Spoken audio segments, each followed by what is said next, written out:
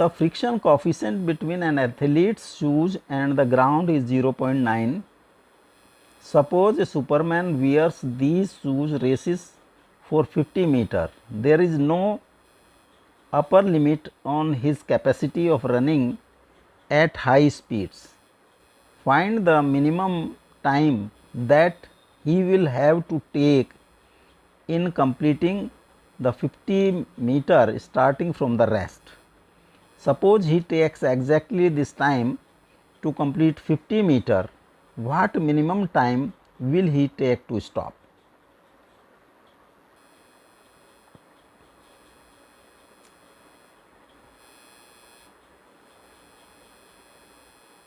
This is track.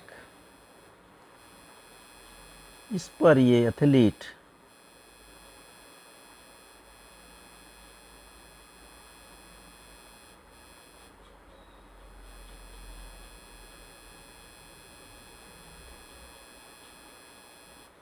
Run करता है। Athlete का मास m, इसका वेट डाउनवर्ड एक्ट करेगा और at every position mg will act downward or reaction of this track will be r and r will be equal to mg.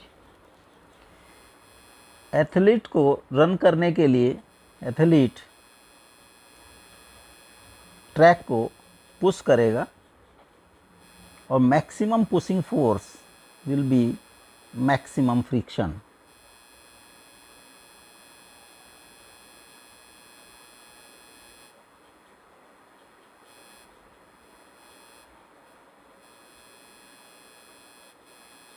The limiting friction F.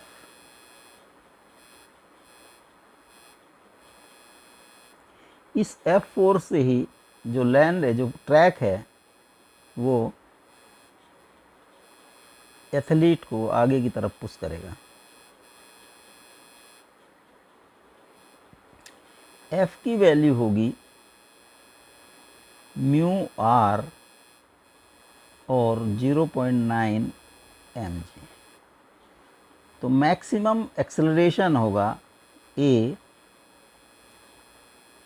f by m और 0.9 mg by m 0.9 g और 0.9 into 10 9 metre per second square. Maximum इस acceleration से वो run कर सकता है. तो 50 metre initial speed u is 0, तो s is equal to u t plus half a t square.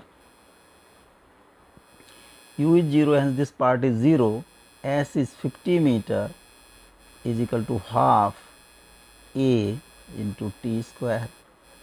t square is 100 by 9 और t is equal to 10 by 3 second. जो 50 मीटर रन करने के लिए उसको 10 by 3 सेकेंड लगेंगे. अब second part, B part. If he takes exactly this time to run to complete the 50 meter, what minimum time will he take to stop? Suppose जो target है that is at this point A और ए पर उसकी final speed अगर v है तो v will be equal to u plus a t और 0 plus 9 into 10 by 3 is equal to 30 metre per second. यहाँ पर उसकी स्पीड है 30 metre per second.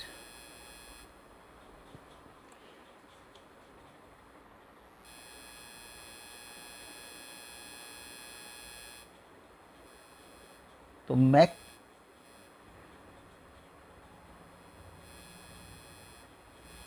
maximum deceleration will also be equal to या maximum retardation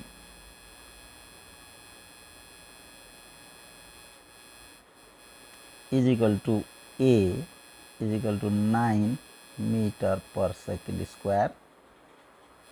time अगर B पर ये stop हो जाता है और ए से बी तक जाने में टाइम t1 कंज्यूम हुआ, तो this v is for this journey v a to b, this is u is 30 meter per second and final speed v is 0.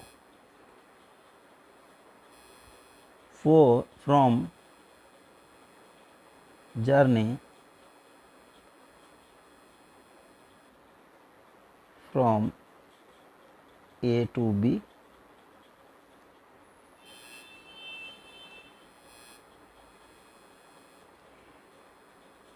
u is 30 meter per second, v is 0, retardation is -9 metre, acceleration को negative लिखेंगे, and t1 is to be calculated. तो v is equal to u plus 80, 0 is equal to 30 minus 9 t1, t1 होता है 30/9 और 10/3 second. 10/3 second stop होने में, उसको रोकने में 10/3 सेकेंड का टाइम लगेगा।